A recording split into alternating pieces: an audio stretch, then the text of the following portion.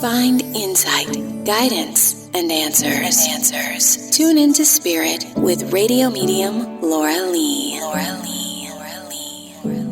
Have you ever felt that little nudge, like somebody's been in your corner telling you what to do and giving you that nudge? Well, you aren't going nuts. That's a spirit guide.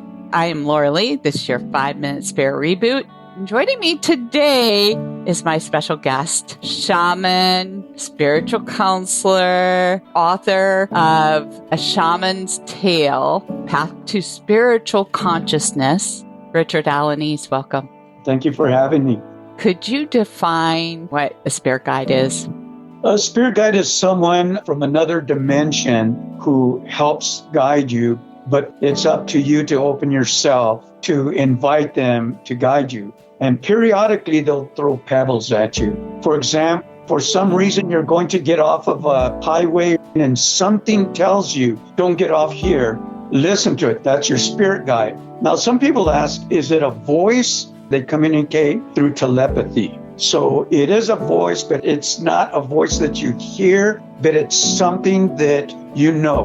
Right. I think of them as they can be an ancestor, a loved one. They can be an angel. They could be an incarnate spirit that maybe you'd even meet in this physical life that has been called to you and guide you during certain times. But one of the greatest stories I've heard from you is the time you were riding one of your horses and you were surrounded by a bunch of horses and seeing your ancestors on them.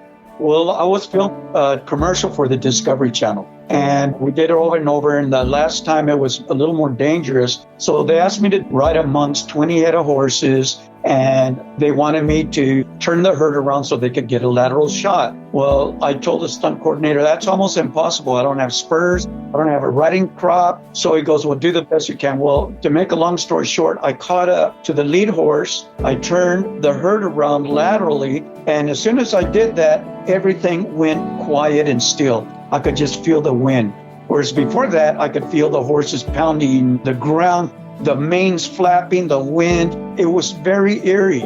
And all of a sudden I heard somebody say, Güero. And that's my youth name that they call me here in New Mexico. Even on the reservation, they don't know me by Richard, they know me by Güero. So I hear Güero will help you take them back. So I turn around and it was my grandfather, his two brothers, my great uncles. One of them I knew, the other one I've never met him. And then my uncle who was a Mexican Indian, and then my adopted Apache uncle and his son. All of them solid form. And they said, we'll help you take them back. So here I go single-handedly, according to the producers, I took that whole herd by myself. But in reality, it was them that was helping me. I didn't want to tell them what I experienced because I knew they wouldn't believe me. How do you think the spirit guides would benefit an ordinary person? At times it could save your life. I'm a combat veteran. My spirit guide saved me 4 different occasions. If you want to connect to your spirit guide, you do it through meditation. And you offer an affirmation to open yourself to your spirit guide. The more you practice meditation and offer that affirmation, the more connected your spirit guide will be with you. And they'll help you in many situations. It could be small or profound. Right. Would you recommend any other tips for somebody getting in contact with their spirit guide? Look for people like yourself that can guide you towards what you need to do, how to meditate. You know, when you meditate, a lot of times they put their hands to the self. No, connect your fingers. So try breathing and focus on your breath, then touch your fingers and you'll find that it's easier. We are made up of energy. So meditation is just helping you control that energy, and we call it chi in China, ki in Japan, mana in Hawaii, and prana in India. I love it. What's your big takeaway?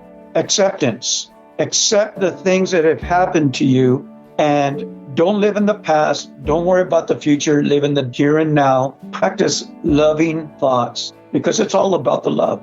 It is. Thank you for sharing your wisdom. My pleasure.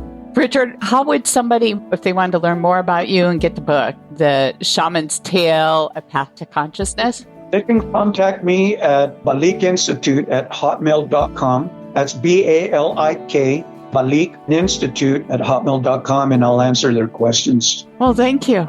If you like this segment and you want to listen to more, subscribe to the podcast, Radio Medium, Laura Lee, and share it. Thank you.